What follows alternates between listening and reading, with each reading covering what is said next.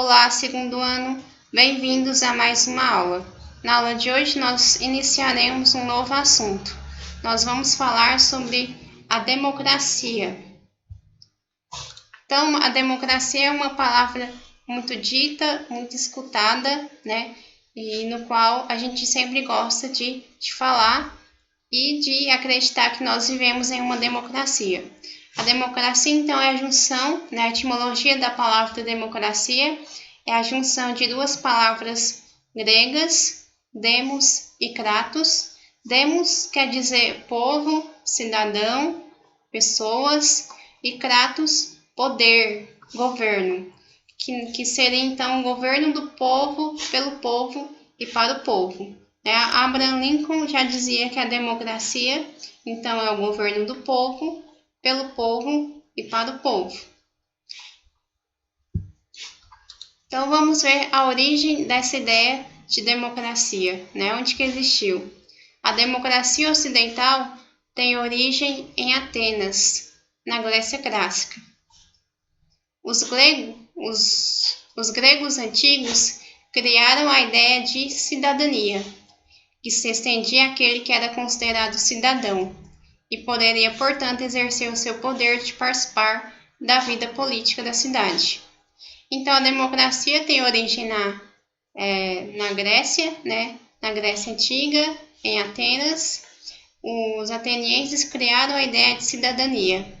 Só que cidadão não é o que nós conhecemos hoje, né? Que todas as pessoas são cidadãs, né? Que o povo é cidadão. Não, cidadão na Grécia Antiga, na Grécia Clássica, em Atenas, era uma minoria da parcela da população, ou seja, era apenas os homens adultos nascidos em Atenas que possuíam terra que detinham a cidadania, ou seja, uma minoria que fazia parte da vida política, já que os cidadãos, né, podiam exercer o seu poder da vida política, né, apenas quem era cidadão, então uma minoria. Então, a democracia direta é aquela que ocorre a participação direta e ativa do cidadão, né? A democracia direta vai ser aquela democracia ativa do cidadão. É a forma clássica de democracia exercida pelos atenienses. Né? Lá em Atenas, os cidadãos, né, no caso apenas os homens adultos nascidos em Atenas que detinham terra, se reuniam na praça pública chamada Ágora e decidiam o destino político das cidades. Ou seja, apenas os cidadãos que podiam participar da vida política, né? Apenas os cidadãos que podiam exercer a sua cidadania. Então, não havia eleições representativas, né? A cidadania é de forma ativa, né? Direta. Havia um corpo de cidadãos que legislava. Os cidadãos, então, reuniam-se na Ágora, um local público que abrigava as chamadas assembleias legislativas, onde eram criadas e debatidas e alteradas as leis atenienses. Então, apenas os cidadãos que podiam participar da vida política, apenas os cidadãos que tinham essa participação ativa, né? E a democracia direta, no qual as pessoas reuniam-se nessa praça pública ateniense chamada Ágora e levantavam a mão para decidir, não ocorre mais devido à quantidade de pessoas e de população que nós temos. Hoje todas as pessoas são cidadãs. Então, cada cidadão podia participar ativamente, direta, emitindo as suas propostas legislativas e votando nas propostas de outras leis dos cidadãos. Podiam participar diretamente porque era uma mínima porcentagem da população que era considerada cidadão. Então, tinha como essas pessoas se juntarem na praça pública e, através do grito, do berro e levantando a mão, participar ativamente, diretamente. Os cidadãos atenienses tinham muito apreço por sua política e reconheciam-se como privilegiados por poderem participar daquele corpo tão importante para a cidade, por isso que levavam muito a sério a política. Então eles participavam ativamente, né? Eles reconheciam a política como algo que seria benéfico para a cidade. Então eram considerados cidadãos apenas os homens em sua maioridade, né? Apenas os homens maiores de idade, nascidos em Atenas ou filhos de atenienses e livres, né? As decisões então eram tomadas por todos, o que era inviável ao reduzido número de cidadão. Então hoje isso é inviável devido ao número naquela época era viável devido ao número reduzido de cidadão. Hoje, diretamente, é inviável. Aí nós criamos, então, a democracia indireta ou representativa, no qual nós exercemos através do voto. Ocorre uma ampliação do conceito de povo. Hoje, todas as pessoas votam, né? Homens, mulheres, ricos, pobres, negros, brancos, só a necessidade que você tenha de 16 anos acima. Então, é mais comum entre os países republicanos do mundo contemporâneo. No caso, o Brasil, né, pela existência de vasto território e número de cidadãos. Ou seja, não tem como a gente juntar aqui no Brasil todo mundo numa praça e discutir sobre as questões políticas devido a um número enorme de cidadãos. Então, isso se dá através da nossa representatividade. Nós elegemos uma pessoa para nos representar e para dizer, né, o que nós queremos com aquela pessoa. É impossível pensar em uma democracia direta como havia na Grécia, devido ao número de pessoas que existe. Então, nossa democracia é uma democracia representativa, no qual nós escolhemos um nosso representante, né, e através do voto. O nosso voto então é o voto livre, direto e secreto. Vários fatores então contribuíram para a formação desse tipo de democracia, dos quais podemos destacar o sufrágio universal. Graças ao sufrágio universal, a democracia foi possível. O que seria o sufrágio universal? Seria o voto pleno, o pleno direito ao voto de todos os cidadãos. Todos os cidadãos têm direito ao voto, independente do sexo, da alfabetização, da classe, da renda, da etnia. Todas as pessoas têm direito ao voto. Isso que seria o sufrágio universal, pleno direito ao voto.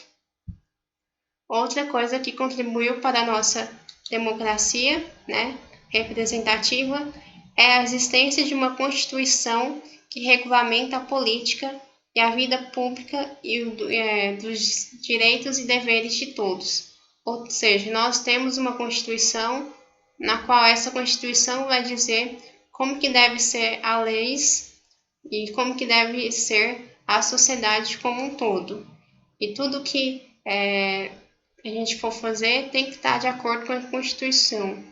Tudo que os políticos forem fazer tem que estar de acordo com essa Constituição, senão se torna algo ilegal. No artigo 1, então, da Constituição, vai dizer assim: todo o poder emana do povo, que o exerce por meio de representantes eleitos ou diretamente nos termos da Constituição. Todo o poder emana do povo, o povo que tem o poder, mas nós escolhemos um representante que nós elegemos para decidir os rumos políticos da nossa vida em sociedade. Então, igualdade perante a lei é o que está estabelecido na Constituição. Todos nós somos iguais, independente de qualquer natureza.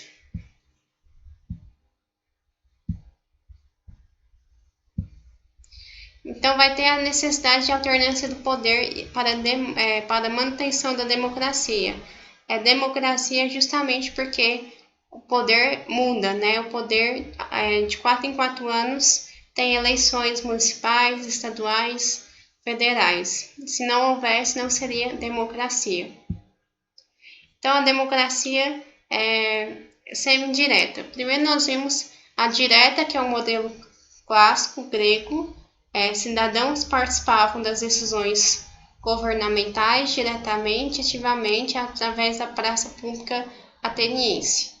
A indireta é a democracia representativa, né? Os cidadãos então escolhem aqueles representantes que representarão o governo, né? A indireta, que também é chamada de representativa, e a semidireta. A semidireta é a mista, que é a direta e a indireta. Os cidadãos escolhem seus representantes, mas são previstos mecanismos de intervenção direta. Nós vamos ver a diferença entre o plebiscito e o referendo. O plebiscito vem antes da lei, né, que faz parte da semidireta, e o referendo vem para manutenção da lei, né? Por exemplo, em 2005 teve o referendo do Estatuto do Desarmamento para continuar essa lei. Então, plebiscito é uma consulta feita antes da criação de uma lei ou de um ato administrativo. Antes dessa lei existir, faz-se uma conferência, né, antes da criação dessa lei. Um exemplo foi em 1993, os brasileiros foram às urnas para escolher o sistema de governo. As opções eram monarquia, república, parlamentarismo e presidencialismo, que foi a vencedora. Então, em 93, os brasileiros foram à urna, né, através do plebiscito, para escolher a forma de governo. E nós escolhemos, então, o presidencialismo. Já o referendo é uma consulta feita ao povo depois da criação da lei ou do ato administrativo. Depois que essa lei é criada, né, tem-se uma consulta e a população vai responder se aceita ou não uma determinada atitude de governo. Isso aconteceu em 2005, quando os brasileiros decidiram pela não proibição do comércio da arma de fogo e munição do país. Então, esses são dois exemplos de uma democracia semi-direta, né? Os cidadãos escolhem seus representantes, mas são previstos mecanismos de intervenção, né? Essa lei pode já está decidida, a pessoa vai decidir se quer que continua, ou uma lei que ainda não está decidida e a pessoa vai decidir se quer ou não essa lei. A indireta é aquela representativa no qual os nossos governantes, né, nós cidadãos, escolhemos os nossos governantes, né? E a direta é como acontecia na Grécia, em Atenas, né, que os cidadãos participavam das decisões governamentais. Então, nós falamos aqui um pouquinho sobre democracia. Na próxima aula, nós vamos falar sobre a cidadania. Até a próxima aula.